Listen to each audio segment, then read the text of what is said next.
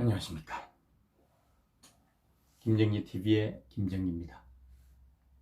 2020년 6월 8일 김정기의 세계전망대 제13회 시작합니다.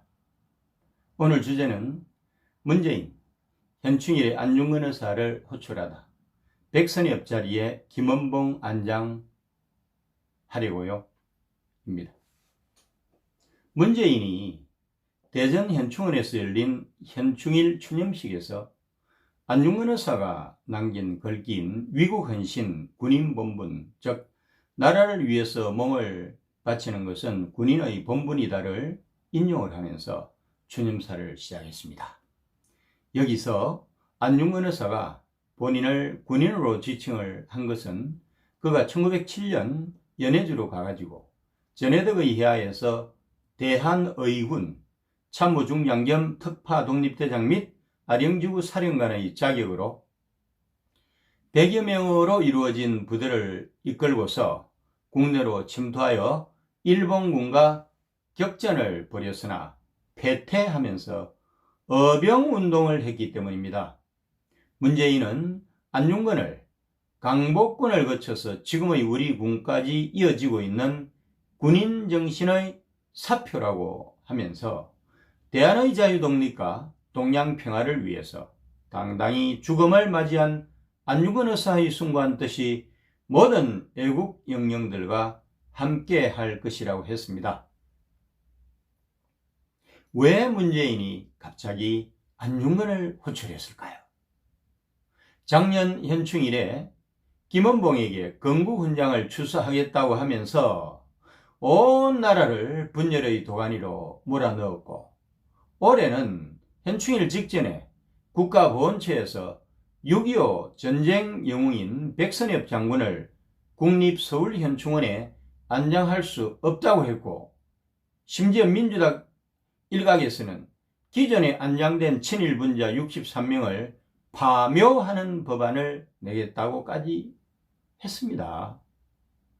김원봉과 백선엽은 항일과 친일로 북한의 개국공신과 6.25 전쟁 영웅으로 보는 사람에 따라서 공과에 대한 평가가 엇갈리기 때문에 분단이 지속되는 한, 즉 통일 대한민국이 되기 전에는 최종적인 판단을 보류하는 것이 옳습니다.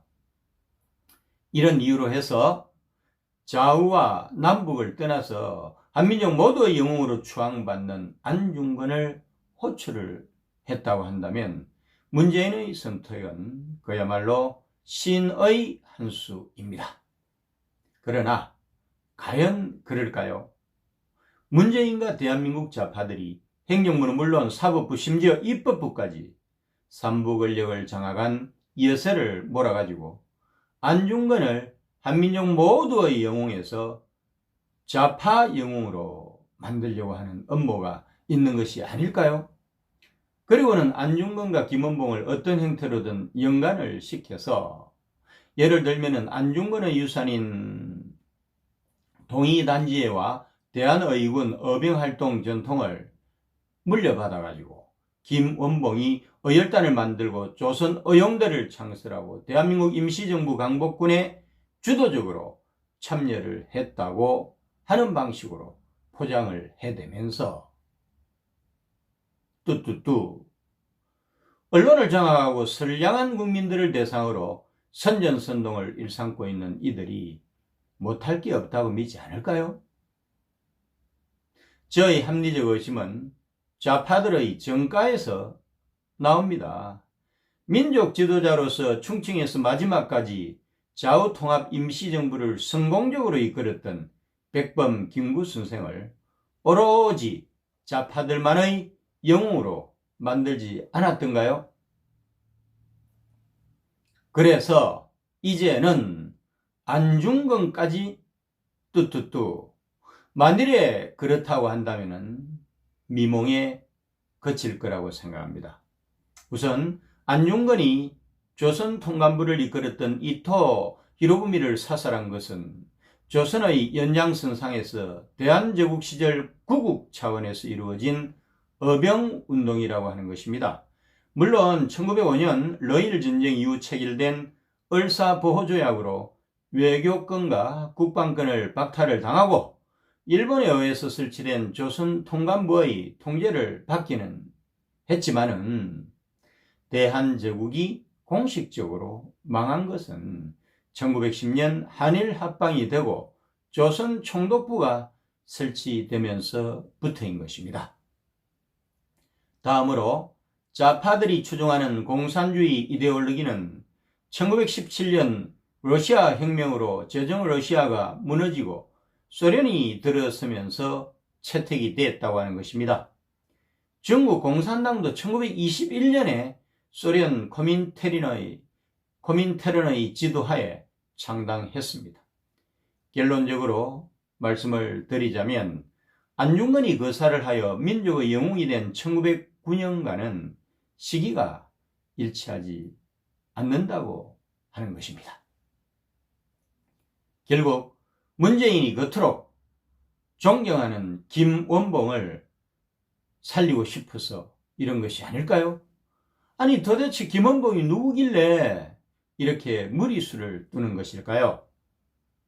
김원봉에 대해서 굳이 정의를 내린다면 일제하에서는 진보적인 민족주의자고 북한 정권 참여 이후로는 공산주의자라고 하는 게 맞습니다. 김원봉은 1898년생으로 1912년생인 김일성보다 나이가 14살이나 많습니다.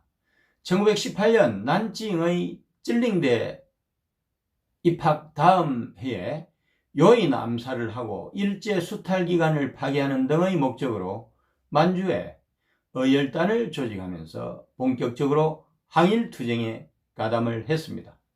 1925년 순원이 1차 국공 합작을 하던 시기에 소련 공사당의 지원을 받아서 광저우에 설립한 항푸 군관학교에서 군사교육을 받았고요. 국민혁명군 장교로 임명이 돼가지고 교관을 지내기도 했습니다.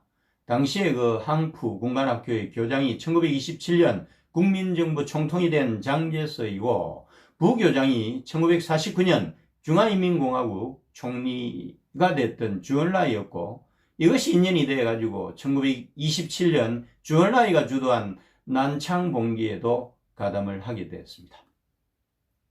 1938년 2차 국공합작 시기에 중국 공산당 장제서의 동의하에 당시 조선인 최강의 군사 조직이라고 할 수 있는 조선 의용대를 편성해서 항일전쟁을 수행했습니다. 1942년 충청에 있던 대한민국 임시정부의 김구가 국민당 장제서의 지원하에 좌우 통합정부를 구성하고 광복군을 편성을 했을 때 조선 의용대를 강복군 제1지대에 편입을 시켜서 부사령관을 맡았고요. 1944년에는 국무위원 겸 군무부장까지 오르게 됐습니다. 여기까지가 독립운동가로서 김원봉입니다.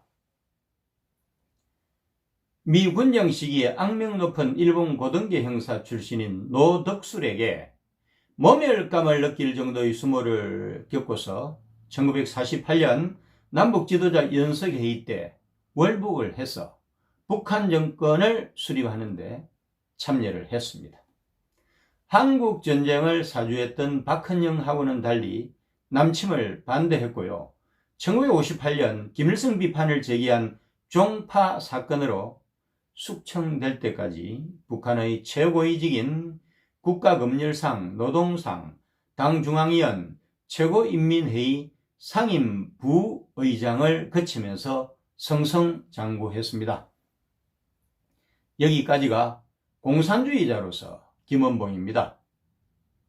작년 현충일에는 김원봉 서운 문제로 온 나라가 떨끓었습니다. 해방정국에서 미소군정을 거쳐서 남북한 단독 정권이 들어서고 민족의 비극이었던 한국전쟁을 겪고 국시가 반공이 된 나라에서 서운의 기준은 적성국가 북한에 협조한 사람에 대해서는 노를 명백하게 하지 않으면 대혼란이 일어난다는 게 제 생각입니다. 만일 김원봉만을 예외로 한다면 그와 같이 독립운동을 하고 북한 정권 수립에 기여했지만 숙청이 된 연안파 김두봉과 무정, 소련파 허가의 남로당 수계 박헌영 등도 서훈 대상에 포함을 시킬 것입니까? 여기에다가 빨치산 무장항일 투쟁을 했다고 하는 김일성은 어떻게 할 것입니까?